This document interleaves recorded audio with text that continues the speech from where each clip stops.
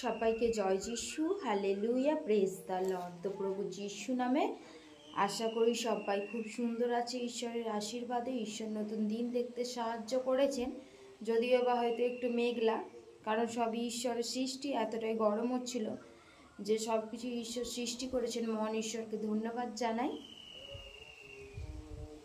তো সবাইকে জয় যিশু। আজকের বাক্য গীতসংহিতা 55 অধ্যায়। তো বাক্যটি পাঠ করব। প্রধান বাদ্যকরের জন্য তারযুক্ত যন্ত্রে দায়ুদের মুশকিল। Hallelujah, praise the lord. হে ঈশ্বর, আমার প্রার্থনায় কর্ণপাত করো, আমার বিনতি হইতে লুকাইও না। আমার প্রতি অবধান করো, আমাকে উত্তর দেও। আমি ভাবনায় অস্থির হইতেছি, কোকাইতেছি শত্রুর রব হেতু, দুর্জনের অত্যাচার হেতু, কেননা তাহারা আমাতে অধর্ম আরোপ করে, ক্রোধে আমাকে তাড়না করে। আমার অন্তরে চিত্ত বড়ই ব্যথিত হইতেছে, মৃত্যু ত্রাস আমাকে আক্রমণ করিয়াছে, ভয় ও কম্প আমাকে প্রবেশ করিয়াছে। আমি মহাত্রাসে আচ্ছন্ন হইয়াছি। আমি কহিলাম, আহা, যদি কপটের ন্যায় আমার পক্ষ হইত, তবে আমি উড়িয়া গিয়া সুস্থির হইতাম। দেখো, আমি ভ্রমণ করিয়া দূরে যাইতাম, প্রান্তরে প্রবাস করিতাম। আমি তরায় রক্ষার্থে পলায়ন করিতাম, প্রচণ্ড বায়ু ও ঝটিকা হইতে পলায়ন করিতাম। গ্রাস করো প্রভু, উহাদের জিহ্বা ভিন্ন করো, কেননা আমি নগরে দৌরাত্ম্য ও কলহ দেখিয়াছি। তাহারা দিবারাত্র প্রাচীরের উপর দিয়া নগর প্রদক্ষিণ করে।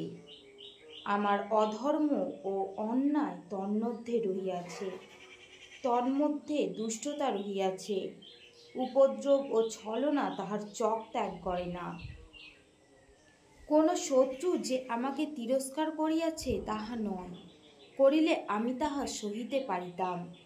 বিদেশীও আমার বিরুদ্ধে দর্প করে নাই, করিলে তাহা হইতে আপনাকে লুকাইতাম।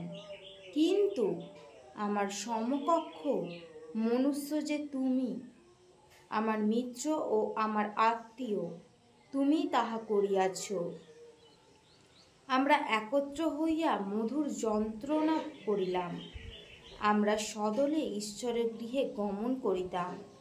মৃত্যু তাহাদের উপরে হঠাৎ আইসুক, তাহারা জীবদ্দশায় পাতালে নামুক, কারণ তাহাদের আলয়ে এবং তাহাদের অন্তরে দুষ্টতা আছে। আমি কিন্তু ঈশ্বরকে ডাকিব, তাহাদের সদাপ্রভু আমাকে পরিত্রাণ করিবেন। সন্ধ্যায়, প্রাতে ও মধ্যাহ্নে আমি বিলাপ করি ও কোকাই, আর তিনি আমার রব শুনেন।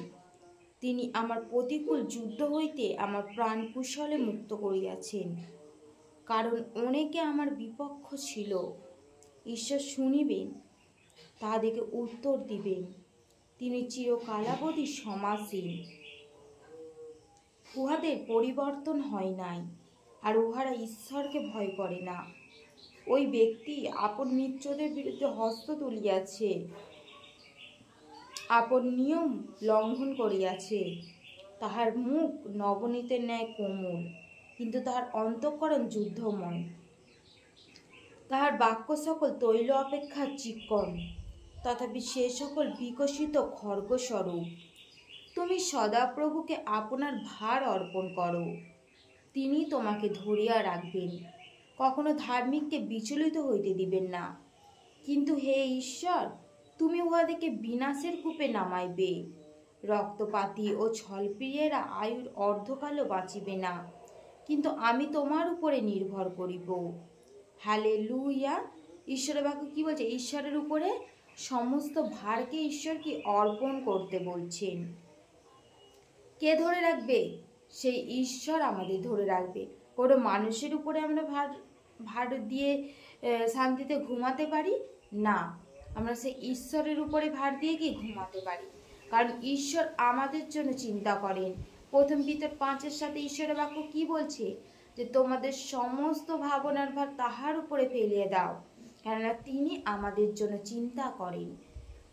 কারণ শয়তান কি করে? গর্জনকারী সিংহের ন্যায় গ্রাহকে গ্রাস করিবে তার অন্বেষণ করিয়া বেড়াইতেছে। হালেলুয়া। তো কার উপরে ভার দেব? আমরা সেই জীবন্ত ঈশ্বর, তিনি জীবন্ত, তিনি কি সব সময় আমাদের জন্য চিন্তা করেন। তিনি আমাদের জন্য নিদ্রাগত যান না, তিনি আমাদের জন্য সর্বদা চিন্তা করে থাকেন যে আমার সন্তানরা কোথায় যাবে, কি খাবে, কি পড়বে। ঈশ্বরের বাক্য কি বলছে? যে পাখিদের দিকে তাকাও, তাহারা বুনেও না, তাহারা কাটেও না, গোলা ঘরে সঞ্চয়ও করে না। হালেলুয়া। তো ঈশ্বর কি বলছে? ধার্মিককে কখনো বিচলিত হইতে দিবেন না। তাহলে ধার্মিককে কি বিচলিত হইতে ঈশ্বর দেবেন না? ধার্মিককে কখনো ঈশ্বর বিচলিত হইতে দেবেন না। আমরা যদি ঈশ্বরেতে থাকি, ঈশ্বর আমাদের সর্বপথেতে ঈশ্বর আশীর্বাদ করবেন। তো ঈশ্বরের বাক্য আমাদের প্রতিদিনের ন্যায় পাঠ করা উচিত। প্রতিদিন যেন আমরা ঈশ্বরের বাক্য পাঠ করি। সবাইকে জয় যিশু। হালেলুয়া।